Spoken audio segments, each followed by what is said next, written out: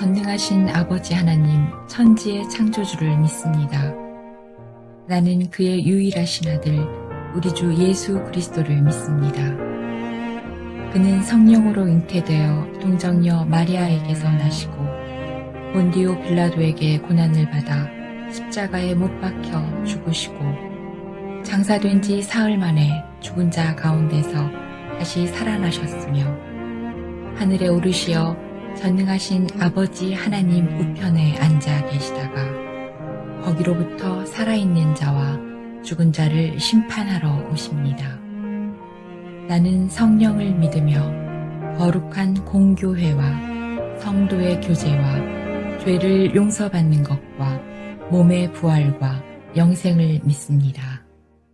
주에게 아직 그분은 포도나무 열매 맺지 못하는 내 마음 다듬어 더욱 주의 사랑 안에 살게 하시니 풍성한 열매 맺게 하시는 주의 은혜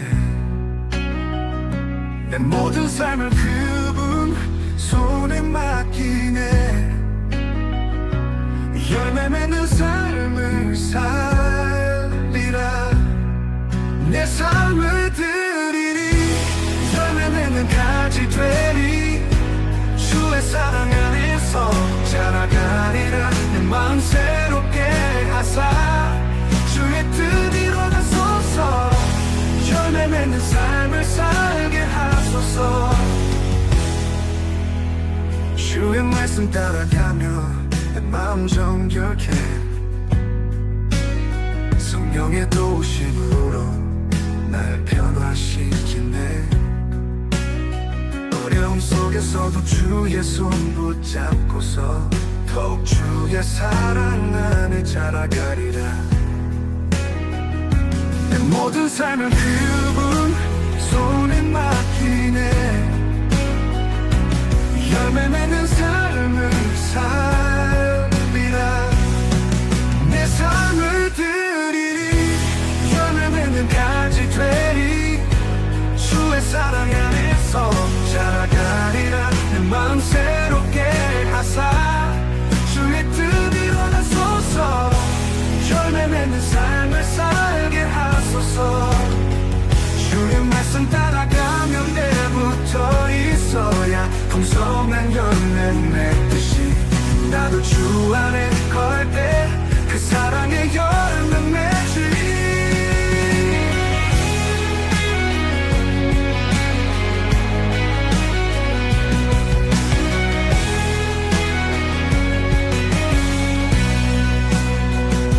내 모든 삶을 그분 손에 맡기네 열매 맺는 삶을 살리라 내 삶을 드리리 열매 맺는 가지 되리 주의 사랑 안에서 자라가리라 내 마음 새롭게 하사 주의 뜻 이루어가소서 열매 맺는 삶을 살게 하소서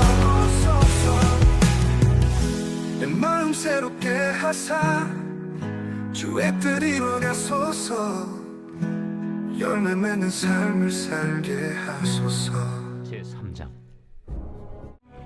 요한이 세례받으러 나아오는 무리에게 이르되 독사의 자식들아 누가 너희에게 일러 장차올 진노를 피하라 하더냐 그러므로 회개에 합당한 열매를 맺고 속으로 아브라함이 우리 조상이라 말하지 말라 내가 너희에게 이르노니 하나님이 능히 이 돌들로도 아브라함의 자손이 되게 하시리라 이미 도끼가 나무 뿌리에 놓였으니 좋은 열매 맺지 아니하는 나무마다 찍혀 불에 던져지리라 그러면 우리가 무엇을 하리이까? 옷 2벌 있는 자는 옷 없는 자에게 나눠줄 것이요 먹을 것이 있는 자도 그렇게 할 것이니라 세리들도 세례를 받고자 하여 와서 이르되 선생이여, 우리는 무엇을 하리이까? 부과된 것 외에는 거두지 말라. 군인들도 물어 이르되 우리는 무엇을 하리이까? 사람에게서 강탈하지 말며 거짓으로 고발하지 말고 받는 급료를 족한 줄로 알라 백성들이 바라고 기다림으로 모든 사람들이 요한을 혹 그리스도신가 심중에 생각하니 요한이 모든 사람에게 대답하여 이르되 나는 물로 너희에게 세례를 베풀거니와 나보다 능력이 많으신 이가 오시나니 나는 그의 신발끈을 풀기도 감당하지 못하겠노라. 그는 성령과 불로 너희에게 세례를 베푸실 것이요 손에 키를 들고 자기의 타작마당을 정하게 하사 알곡은 모아 곳간에 들이고 쭉정이는 꺼지지 않는 불에 태우시리라. 또 그 밖에 여러 가지로 권하여 백성에게 좋은 소식을 전하였으나 무엇을 당당하게 여겼습니까? 바로 아브라함의 자손이라는 점이지요. 그것은 무엇입니까? 이유는 아브라함과 맺어진 하나님의 언약 때문입니다. 아브라함은 이스라엘 민족의 조상으로서 특별히 하나님께 선택받은 축복과 약속을 받은 인물이기 때문입니다. 창세기 12장 2절에서 3절, 15절에서 18절 말씀입니다.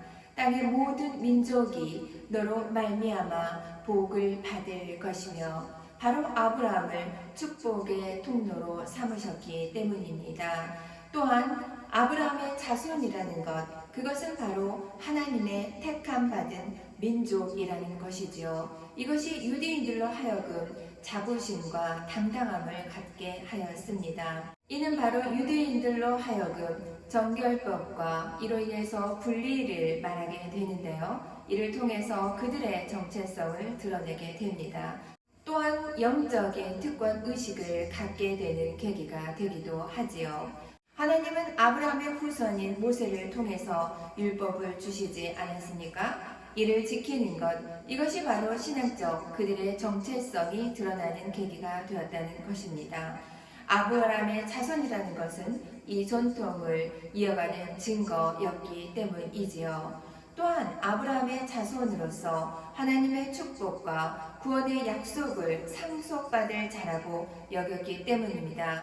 이 요소가 바로 이방인들과 구별된 차별성을 강조하는 계기가 되기도 하였다는 것이지요. 신앙의 모범으로서의 아브라함이었습니다. 창세기 15장 6절입니다. 아브라함은 하나님을 믿고 믿음의 조상으로 여겨졌습니다. 그를 통해서 유대인들은 신앙의 뿌리를 확신하게 되었다는 것이지요. 이는 유대인들로 하여금 충분히 그들의 정체성과 당당함을 드러내기에 충분했겠지요. 그러나 세례 요한은 그들에게 설교하면서 혈통만으로 하나님의 축복을 보장받는 것이 아니라고 경고하지 않습니까? 예수님과 세례 요한은 이렇게 말한다는 것입니다. 참된 믿음이 있다면 회개에 합당한 열매를 맺는 삶이 분명히 있어야 되고 그 길을 가게 된다는 것입니다. 오늘 세례 요한의 설교를 통해서 세례 요한이 고면하는 내용은 무엇입니까? 그것은 바로 참된 믿음이 있다면 그에 합당한 회개의 열매, 회개의 삶이 있어야 한다는 것이지요. 오늘 본문 누가복음 3장 11절과 13절에서 14절 말씀에는 세례 요한이 회개에 합당한 열매를 맺는 구체적인 방법을 가르치고 있습니다. 우리 각자의 삶 속에서도 이러하듯이 회개의 행동을 반드시 실천해야 한다는 것입니다. 3장 11절입니다. 속옷 두 벌이 있는 자는 없는 자에게 나누어 주라고 합니다. 먹을 것이 있는 자도 또한 그렇게 나누어 주라고 권면합니다. 이것이 바로 무엇을 말합니까? 이웃 사랑입니다. 나눔과 이웃 사랑을 실천하라는 말씀이지요. 참된 회개가 있다면 이기적인 삶에서 반드시 벗어날 수밖에 없겠지요. 그래서 다른 사람을 배려하는 구체적인 행동으로 드러나게 된다는 것입니다. 누가복음 3장 13절에서 14절 말씀입니다. 정한 새 외에는 거두지 말라라고 말씀합니다. 유대인 이들은 직접세, 간접세를 징수하게 되었습니다. 그들이 바로 누구였습니까? 세리장이었지요. 세리장들은 로마인들에게 미리 세입액을 지불합니다. 그리고 그들이 지불한 세입액을 다시금 받아들이는 방법, 그것이 무엇이었겠습니까? 그들은 로마인들에게 미리 세이백을 지불했으니 그들은 그들의 본전을 그리고 그들도 이윤을 남겨야 하지 않겠습니까? 유대인들이 어떻게 했을까요? 통행세, 관세에 그것을 측정하여 요금을 부과하는 것이었습니다. 그들의 이용 비용을 회복해야 되었기 때문이지요. 이 과정에서 오용과 부정직에 노출될 수밖에 없었기 때문입니다. 그래서 정한세 외에는 거두지 말라고 하였지요. 반대로 말하면 유대인들이 정한세 외에 많은 부정직한 세액을, 부정직한 비용을 거기에 더해서 지불받기를 원했다는 반증입니다. 오늘 본문에서 세례 요한은 유대인들에게 다시금 말합니다. 탐욕과 탈취의 유혹을 배격해야 한다고 말씀하는 것이지요.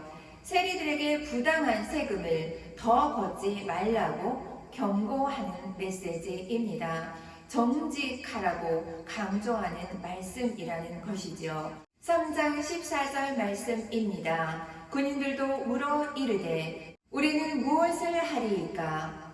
그래서 세례 요한은 대답하지요. 사람에게서 강탈하지 말고 무소하지 말고 받은 급료로 족한 줄로 알라 하니라. 이 당시에는 로마 군인이 있던 때가 아니었습니다. 바로 군인이라고 하는 것은 유대인 남자들을 지칭한다고 볼 수 있습니다. 그 이유는 바로 이 남자들은 헤롯 안티바스를 섬기는 유대인 남자들이기 때문입니다. 일부 용병으로 근무하던 유대인의 일부가 있기도 했습니다. 그러나 팔레스타인의 대부분의 유대인들은 율리어스 시저 시대 이후로 고대 군대 복무 군무로부터 면제받았기 때문입니다. 그래서 군인이 아니라 유대인 남자들에게 말하는 것이라고 보는 것이 더 합당하다는 말씀입니다. 그렇다면 오늘 본문은 유대인 남자들에게 뭐라고 하신 말씀입니까? 강탈하지 말라 하는 것이죠. 무소하지 말라는 것입니다. 받은 급료로 족한 줄 알라 하는 것입니다. 그것이 무슨 말씀입니까? 배급받은 것으로 족하게 여기라는 것입니다. 배급된 요리, 배급품을 살 수 있는 돈이 있다면 그것으로 자족하고 만족하라고 유대인 남자들에게 세례 요한은 말한다는 말씀입니다. 그들에게 폭력과 강탈을 멀리하고 만족을 알고 공평하게 행하라고 가르치는 본문 말씀입니다. 종말론적 선포, 이 권면 안에 무엇을 세례 요한은 말씀합니까? 바로 윤리적 가르침을 세세하게 알려주고 있다는 말씀입니다. 세례 요한이 유대인 남자들에게 그 무리들에게 권면하는 이 말씀들, 이 시대를 살아가는 교회에 있는 우리 모두에게는 어떤 말씀을 하시는 건가요? 종말의 때를 살아가고 있는 우리 모두라는 것을 우리는 알고 있습니다. 이미 오신 예수 그리스도, 하나님 나라는 이루어졌고 그분은 다시 오신다고 말씀하셨습니다. 지금을 살아가는 우리 모두에게 종말이 온다고 우리의 일상을 대충 살라고 말씀하지 않으셨다는 말씀이지요. 마지막 때가 온다고 해도 우리는 오늘 하루에 우리에게 행해질, 우리가 해야 할 일들을 성실하게 감당해 내야 한다는 것입니다. 하나님 사랑, 이웃 사랑입니다. 우리가 도와주고 싶은 사람을 도와주는 것이 아니라 우리의 필요가 필요한 우리의 이웃들을 외면하지 말라고 세례 요한은 말하고 있습니다. 지금 이 시대를 살아가는 우리 모두에게 동일하게 하시는 말씀이라고, 권면이라고 여겨집니다. 꺼지지 않는 불, 이는 바로 무엇입니까? 예루살렘 역사 속에서 드러나는 메시지입니다. 예루살렘 남쪽 흰돔의 골짜기가 있습니다. 그곳에는 계속 불타는 쓰레기 더미와 가마가 있는데요. 바로 여기에서 유래된 말씀이라고 볼 수 있습니다. 그래서 세례 요한이 종말의 때를 선포하면서 무엇을 말하고 있습니까? 불의 강렬한 표현, 예루살렘의 남쪽 흰돔의 골짜기, 계속 불타는 쓰레기 더미와 가마를 보면서 꺼질 수 없는 불을 통해서 불의 강렬함을 표현했다고 볼 수 있습니다. 세례 요한을 가르침 어떻습니까? 회개가 끝이 아니라는 것이지요. 우리가 각자 처한 곳에서 정의와 공의와 사랑과 정직과 나눔이 이루어지는 구체적인 행동, 삶의 열매가 있어야 한다는 것을 우리에게 말해주고 있습니다. 삶의 변화가 동반되어야 한다는 것을 말씀하고 있습니다. 3장 16절에서 세례 요한은 물 세례를 줍니다. 바로 회개의 표시이지요. 이는 바로 죄를 고백하고 새 삶을 결단하는 상징적인 행동이라는 것이지요. 이를 통해서 우리의 모든 삶이 정말 정결해지고 정직해지고 나눔을 실천하는 그런 삶으로 온전하고 완전하게 바뀔 수 있습니까? 물 세례는 한계가 있다는 것이지요. 죄를 고백하고 회개를 촉구하지만 우리의 내면적인 변화를 일으키기에는 능력이 없다는 말씀입니다. 바로 예수님이 주시는 성령의 세례, 불 세례, 바로 이것이 우리의 내면을 변화시킬 수 있는 강력한 능력을 가지고 있다는 말씀입니다. 성령의 세례를 통해서 영적인 변화와 능력의 부어짐을 알게 됩니다. 오늘 본문 말씀 따라 회개에 합당한 구체적으로 열매 맺어가는 삶을 살아가는 하늘소망교회 되게 하여 주시옵소서. 함께 기도합니다. 사랑과 은혜가 충만하신 하나님 아버지 감사합니다. 회개는 우리 모두에게 추상적인 것이 아니라 우리의 삶 속에서 행동으로 구체적으로 실천할 수 있는 것입니다. 회개의 열매가 드러나게 되어 있다는 것입니다. 마지막 때를 살아가는 우리 모두는 여러 가지 면에서 혼돈되고 복잡한 상황 속에 있지만 그럼에도 불구하고 우리가 하나님과의 관계에서 구체적으로 회개에 합당한 삶을 살아가므로 하나님께 기쁨이 되며 영광을 돌리는 삶을 살아가는 사랑하는 하늘소망교회 되게 하여 주시옵소서. 하나님 사랑, 이웃 사랑을 실천하며 소외된 우리 이웃들의 필요를 외면하는 우리들 되게 하지 마시고 그들과 함께하는 배려하는 사랑하는 하늘소망교회 되게 하여 주시옵소서. 담임 목사님 여기까지 강건하게 해주시고 선포되는 말씀 가운데 회개에 합당한 열매 맺는 우리 모두 될 수 있도록 하나님께 기도하며 정직하게 나아가는 사랑하는 하늘소망교회 되게 하여 주시옵소서. 사랑이 많으신 예수님 이름으로 감사히 기도합니다. 아멘.